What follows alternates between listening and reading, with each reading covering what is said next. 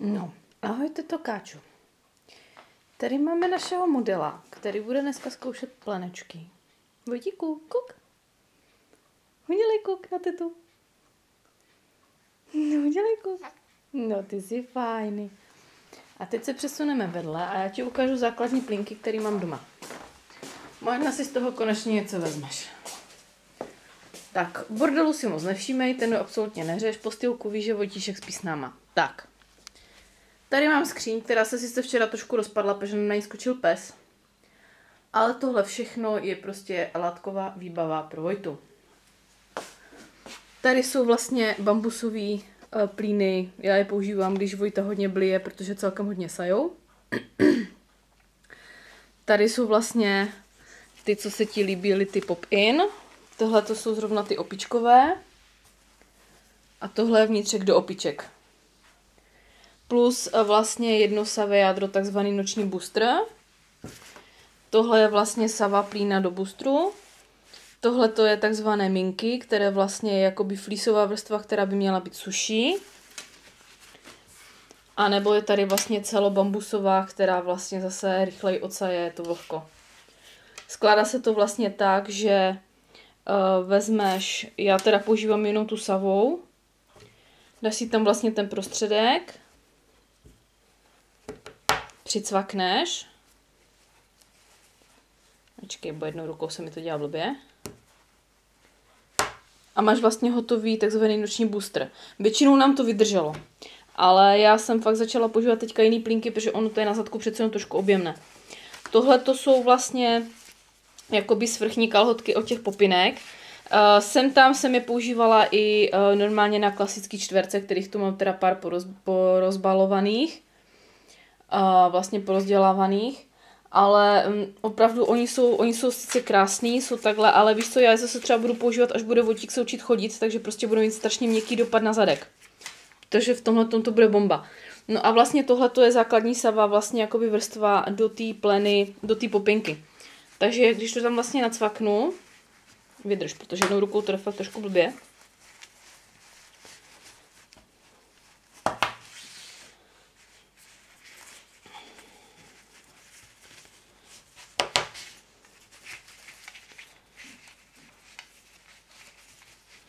Takže vlastně nacvaknu základní plínu. Trošku to vyrovnám. Jsou tady samozřejmě patentky, jo, na zvětšení, zmenšení. To jako není problém, to je fajn, akorát, že s tou mega plínou, prostě s tím vnitřním boostrem, je prostě lepší to mít takhle rozdělaný. No a teďka vlastně tady za ty záložky dáš ještě ten noční booster. A ono to je celkový takový prostě hodně objemný. Zatím to necháme takhle. Ukážu ti zbytek plínek a pak ti to ukážu na Vojtovi. Uvidíš sama, že ono to fakt prostě dělá velký zadek. A myslím si, že zrovna na to spaní, kdyby si měla ta páteř trošku odpočinout, si myslím, že to není zrovna úplně OK. Tak. Pak tady mám další plínky, je tady vlastně další ta popina, ale tak to vlastně už ani nemusíme nějak řešit. Pak mám tady kalhotkový od těch Anavy. Vidíš jo, Anavy vyrobeno včera. Těch mám asi 5. Tyhle ty jsem brala tak jakože na machrování k doktorce, nebo takhle, jako doktorka opět čučela, co to je. Tohle je vlastně savé jádro do těch anav, kde tady jsou vlastně patentky. Můžeš je střídat s kterýkoliv jinýma prostě anavama, ono to prostě do sebe pasuje. Plus ještě k anavy se prodávají tyhle ty krátké vkládačky. Jo? Takže vlastně máš takovou kalhotkovou plínu. Oni mají sice krásný vzor, jenomže přes tyhle ty kalhotkový, oni jsou látkový. Přes tyhle musíš dát ještě ty půl kalhotky, jo? Aby to neprosakovalo. Tohle to máš vlastně ty půlky od té Maja, co jsem ti říkala, že mám od ní vlastně všechno možný. A vlastně spočívá to v tom, že ty půl kalhotky, že oni jsou nepromlkavé, ale jsou i celkem prodyšné. Ale opravdu nejprodyšnější, co jsem říkala, jsou ty vlňáky, takže vlastně tady mám jedný kupovaný z Fléru, tady mám jedný kupovaný na modrém koníkovi od jedné paní a tyhle ty jsem si vlastně pletla sama, to jsem vám vlastně ukazovala fotku. Tak, tu máme Anavku. Pak tady je plenka od Skeče. Jako kvalitativně holky říkali nic moc, ale mě službu udělala. Jo, prostě na suchý zip, bambusovka. Vemu jakoukoliv vkládačku. Tohle je vkládačka třeba zrovna od té Máji.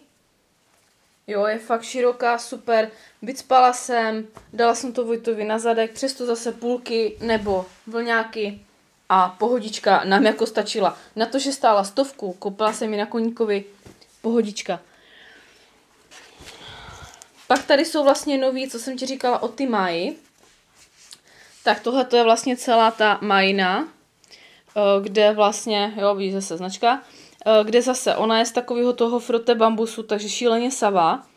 A zase vemeš nějakou její vkládačku, vložíš, já mám radši suchý zipy, jako my ty druky, já jsem si říkala, kdyby se něco s drukama stalo, tak mi to prostě, tak si to neopravím, suchý zip vemu, vypářu, našiju si novej, kdyby něco, že jo. Ale ona udělala třeba i s drukama, záleží fakt na tobě. Zalepím, zase hodím přes to, dám tam, na nos dávám velkou malou vkládačku, dám přes to buď půlky nebo vlňáky a vydržíme prostě úplně v klidu do rána, nepočuraný, když teda mě v 5 ráno Vojta nebudí, že chce kakat, že jo. Ale 5 ráno už je 5 ráno, to se nedá nic dělat. Pak tady mám, ještě jsem si objednala z Číny takzvaný alva pleny. Jedna vyšla na 120 korun. Oni jsou takový perfektně prostě hňahňací. Mám tady vzory. Pejsčí tlapky, takovou jakože úplně drsňáckou. Džínovou. Kravičkovou. A pucle. Do nich se vlastně dávají tyhle ty jejich, oni posílají svoje bambusovky. Hele, ale jsou dobrý, oni fakt celkem dobře sajou. A vlastně je to kapsovka, takže tady je vlastně kapsa vzadu, do které nasuneš tu plenu. Plus tam můžeš nasunout ještě kteroukoliv další jinou vkládačku, nebo to můžeš nasunout prostě zase do té pleny vzadu. A vlastně máš hotovou plínu. Když třeba přebaluje tatínek, babička, jo, tak vlastně máš tady milion druků, přizpůsobíš si opravdu velikost. Já jsem měla od nich jednu na zkoušku a jako můžu říct super. Sice holky se ohání tím, že to nemá certifikáty pro děti atd.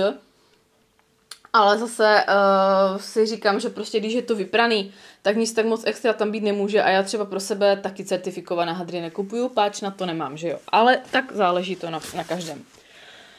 No to je asi zatím všechno, co tady mám, jako mám tady ještě vlastně od Bambino Mio takový ty vícevrství, jakoby plínky, ty se prodávaly v Tesku. Pak tady mám žlutý flísový jakoby separačky, kde má zadek udržet suchu, ale Vojtovi to nějak extra nepomohlo. Pak tady mám ještě 2 půlky od Máji, zbytek je v praní a vlastně nějaký ty vkládačky. Tohle to je asi všechno. Takže máš tady takový krátký instrumentážní video, jinak vypraná kupa čtverců, zrovna jdu skládat. Kdybys cokoliv potřeboval, tak se zeptej. Měj se krásně, pa.